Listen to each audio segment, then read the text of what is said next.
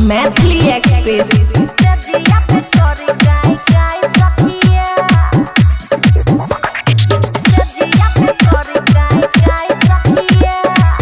खुशी recording studio बलुआहा।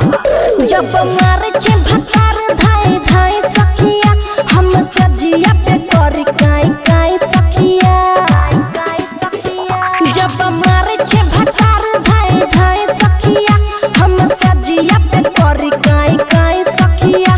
कभी लट कभी मुक्का उता मारे छे चक्का हम तो सजिया पे करी साई साई सखिया। जब मारे छे भतार धाय धाय सखिया हम तो सजिया पे करी काई काई सखिया। जब मारे छे भतार धाय धाय सखिया हम तो सजिया पे करी काई काई सखिया। डीजे साधुवानी करी काई काई सखिया काई काई सखिया। हाँ लोर से भर जाय छे दोनों हमर रखिया केते दुख तोरा कहियो गे सखिया। केते दुख तोरा कहियो गे सखिया। लोर से भर जाय छे दोनों हमर रखिया केते दुख तोरा कहियो गे सखिया। तू तो करे बरियारी हमर फारी देलक सारी अब तो तू ही बताही उपाय सखिया। जब मारे छे भतार धाय धाय सखिया हम सजिया पे करी साई साई सखिया। जब मारे छे भतार धाय धाय सखिया हम सजिया पे करी काई काई सखिया। डीजे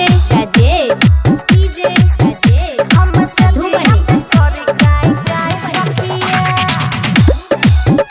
हम सजिया पे करी काई काई सखिया।